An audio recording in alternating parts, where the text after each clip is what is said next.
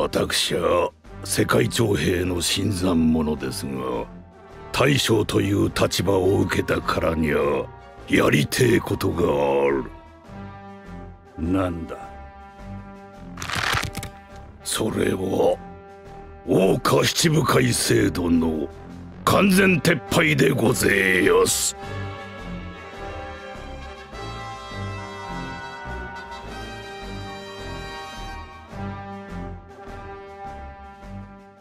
Et oui, l'ordre des Shichibukai est sur le point de disparaître, ne laissant plus aucun moyen aux pirates d'obtenir des privilèges du gouvernement. Outre cette réforme, la disparition de l'un des trois pouvoirs va aussi provoquer un déséquilibre dans le monde, auquel le gouvernement va devoir faire face.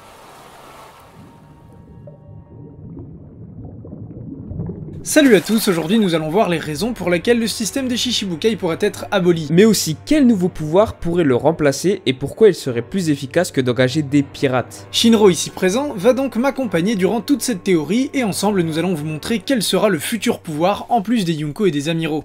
Avant toute chose, rappelons ce que sont les trois pouvoirs, aussi appelés Sandai Seryoku. Ce sont trois groupes dont l'influence est assez importante pour maintenir l'équilibre du monde. Le premier, symbolisant la justice et l'ordre mondial, est représenté par les trois amiraux qui représentent eux-mêmes la puissance de la marine et le pouvoir du gouvernement. A l'origine, c'était l'unique pouvoir responsable de l'équilibre du monde. Mais la vague de piraterie engendrée par Roger et le One Piece a changé la donne. En effet, le nombre de pirates a explosé en quelques années, menant à l'apparition du titre de Yonko, un statut officieux donné aux 4 pirates les plus influents et les plus proches du One Piece. Une influence telle qu'ils ont pris l'ascendant sur la marine, conduisant au déséquilibre du monde. Le gouvernement a donc dû réagir en créant un troisième pouvoir pour rééquilibrer les forces. Et pour cela, il a constitué un groupe de 7 pirates afin de combattre le feu par le feu. Et c'est comme ça qu'est né l'ordre des 7 capitaines corsaires, chacun de ces capitaines étant lié au gouvernement par un contrat qui leur assure l'immunité. En échange, ces capitaines doivent lui reverser une partie de leur butin et officiellement abandonner leur équipage. Et à la base, ils sont aussi là pour réduire le nombre de pirates en les attaquant comme l'a fait Mihawk avec Krieg, Moria à Thriller Bark ou encore Kuma à Shabondi. Sauf que désormais Fujitora souhaite s'en débarrasser et il est d'ailleurs probable que ça fasse partie du projet militaire mondial. L'initiative venant d'un amiral sait qu'une solution de rechange est sûrement prévue. Et oui, ça serait complètement con que le gouvernement supprime un pouvoir en sa faveur. Mais pourquoi se débarrasser des Shichibukai? Il suffit de faire un bilan de leurs exploits pour se rendre compte que c'est pas glorieux. En à peu près 2 ans, 3 pirates se sont retournés contre le gouvernement et 3 ont été vaincus par le même rookie, laissant régulièrement des places vacantes parmi les corsaires, dont 2 à l'heure actuelle. Effectivement, ça remet en cause la crédibilité du gouvernement qui s'est laissé berner un peu trop souvent.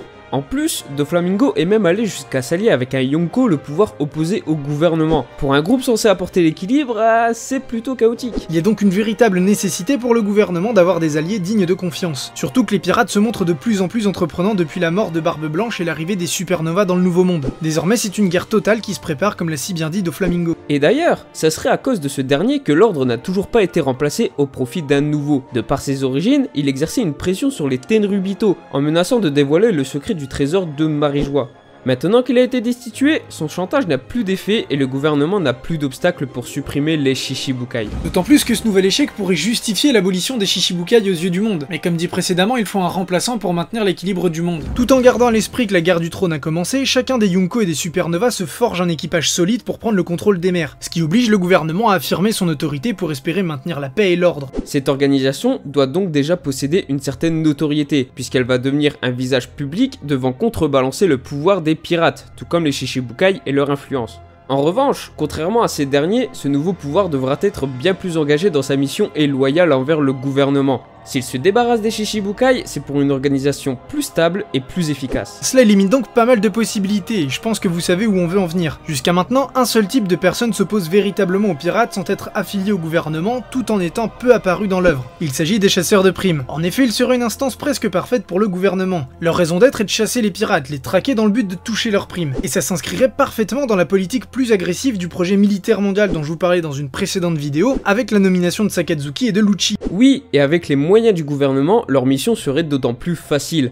Certains sont déjà plus que capables. Jango a réussi à capturer plusieurs évadés du level 6 durant l'ellipse. Imaginez s'il pouvait réquisitionner des bataillons et des navires de la marine pour leur servir d'appui. Ce serait vraiment énorme. Oda a fait le choix de les mettre peu en avant, mais de nous en montrer tout au long de l'histoire. Il y a Johnny et Yosaku sur East Blue, les chasseurs de primes évoqués par Octi sur l'archipel, et Jit, Abdullah et Jango sur Dressrosa. Sans parler de Baroque Works et la Frankie Family qui en faisaient l'une de leurs activités. Pour nous, cette nouvelle organisation pourrait prendre deux formes distinctes. La première serait similaire au fonctionnement des Shichibukai, c'est-à-dire un nombre limité de chasseurs de primes très forts et renommés. Avec cette configuration, il y aura assez peu de changements, si ce n'est une meilleure implication dans la traque des pirates, mais elle ne constituerait pas un véritable changement par rapport au système des Shichibukai. C'est pour ça qu'on a pensé à une deuxième solution, une nouvelle organisation complète comme peut l'être le Cypher Pole ou Impel Down à l'instar de l'association Hunter dans Hunter x Hunter. De cette manière, le gouvernement recruterait une armée supplémentaire en plus de ses forces et il pourrait couvrir bien plus de territoire. Ce système mettrait en place une hiérarchie avec un groupe restreint ou même une seule personne à sa tête. Les chasseurs de primes deviendraient alors des fonctionnaires. Que ce soit l'une ou l'autre, comme avec les Shichibukai, cette entente serait formalisée par un contrat et des règles à respecter.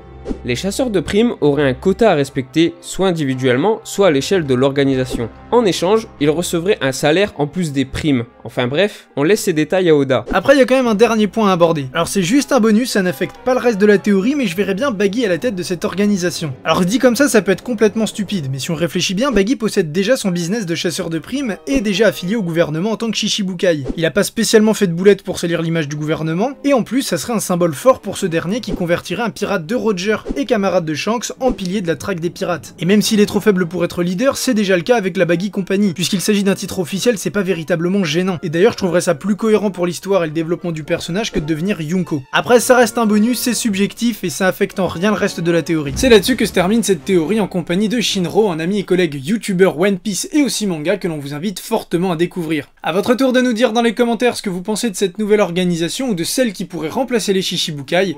Moi je vous laisse, salut à tous. 世界の始まりも海は知っている Alors moi du coup je présente ma chaîne. Alors ma chaîne c'est... Attendez, mais... Attends, c'est déjà fini? Non, attendez, revenez.